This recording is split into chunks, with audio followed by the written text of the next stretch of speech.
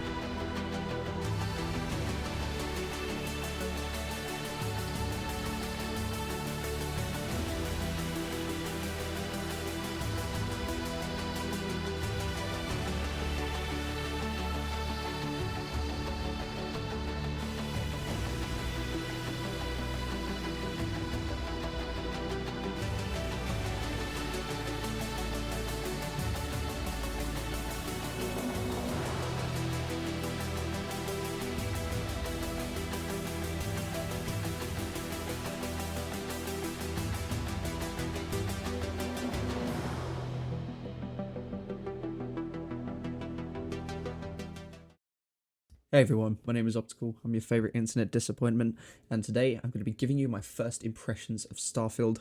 I got to play this a bit early because I pre-ordered it, so instead of getting it on September the 6th, I got it to play on September the 1st, but they just delivered it the day before, so it was all good to play on release. The edition I ordered was the Constellation edition, which means that not only did I get the premium edition of Starfield, I got the Chronomark watch with it, and it's really pretty cool. Honestly, these first impressions, I'm going to be as fair as I can. Give it my likes and give it my dislikes where I think it could be improved. And yeah, let's get it started, and I hope you enjoy it.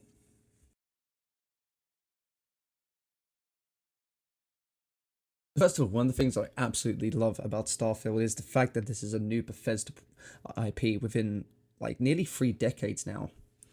You know, we've always loved their Fallout games, except 76, but we move forward.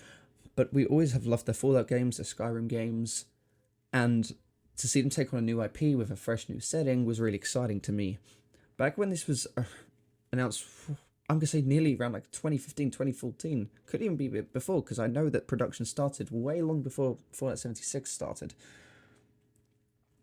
We didn't really understand what this product was about. Gradually, as we got drip fed information, yeah, a lot of people were freaking excited by what was going on. So now that's out the way, let's talk about the things mechanics-wise that I absolutely love. I think the gunplay is heavily improved upon compared to Bethesda's past mechanics within their titles. I think the gunplay is much better. The weapons feel much more responsive. You know, you have a lot more variety with all of that, and I think that's one of Starfield's biggest like points forward, is that there's a lot of variety and customization within this title. You can customize your ship, you can customize your character a lot more in detail. You can even like make your own space based on all the different planets that you go to, and you can have your own, basically you just have a real sense of control in this, and I think that that is one of Starfield's biggest bonuses when you play this. And considering that this is a 30 FPS title for Xbox Series X and S, it feels very well optimized.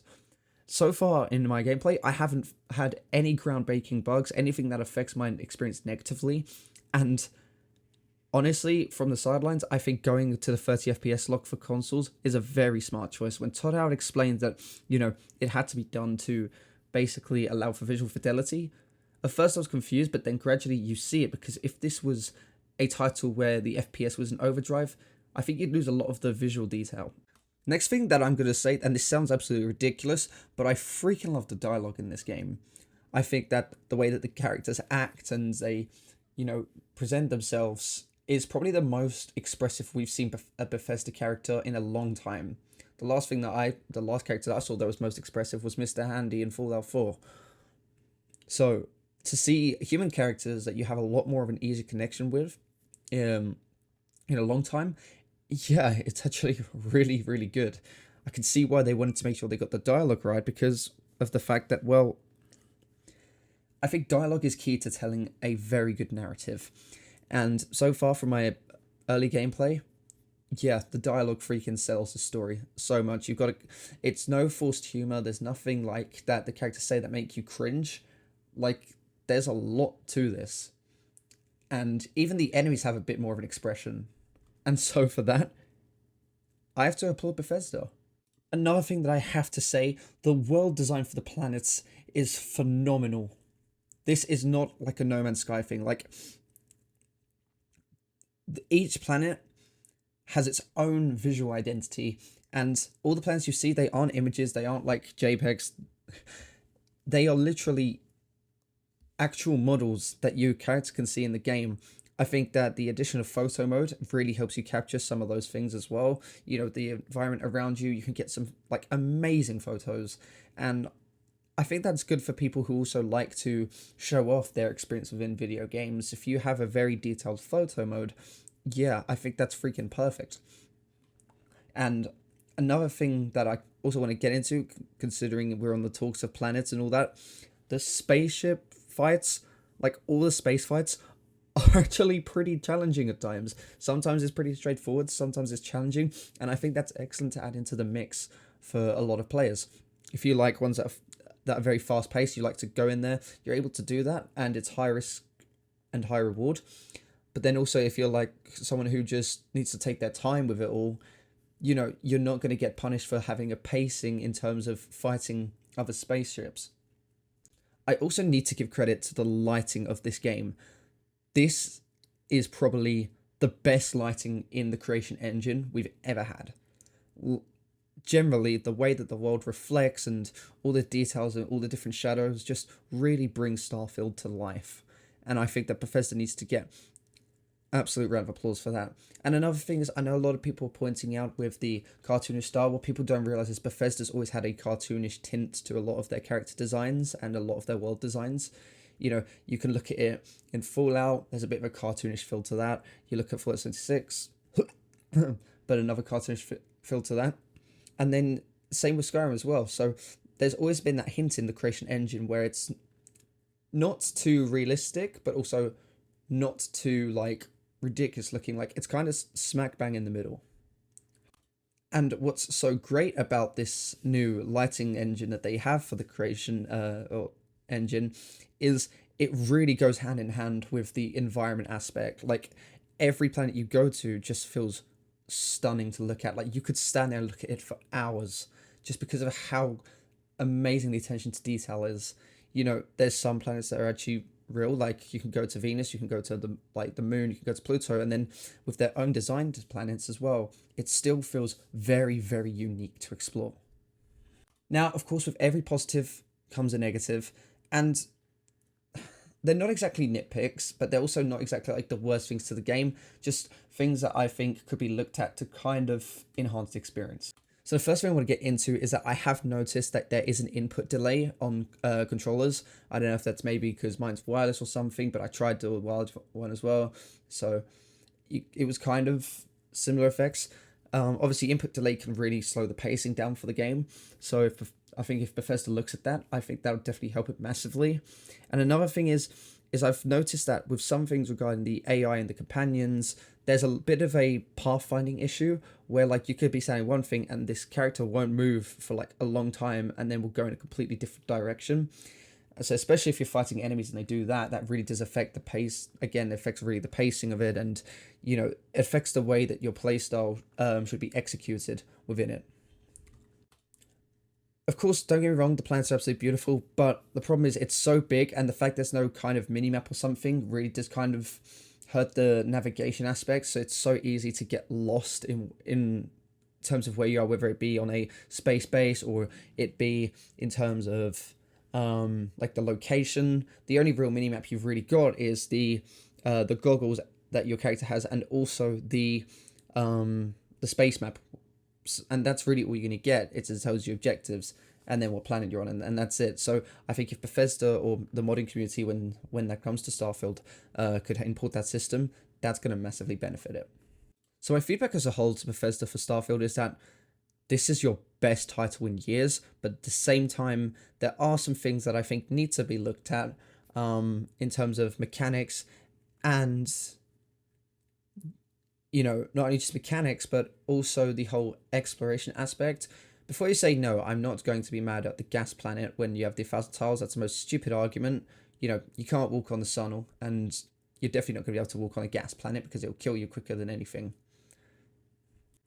Another addition that if Bethesda can do, which would be really great, is being able to, while your ships may be in space, be able to walk out and kind of walk around.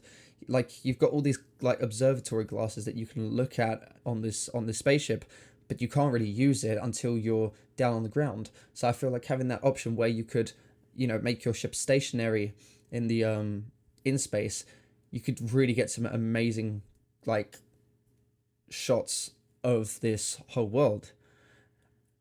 So if they can look at doing something like that, I think that'd be great. Another thing is the file size. This is a bit more on the positive side, but the file size, for considering how big this game is, has got some very like impressive compressions done on it. For something that's 100 gigabyte, yet something that's so expansive, you could kind of excuse it. For example, I can't excuse Call of Duty for their file size because their game isn't really massive.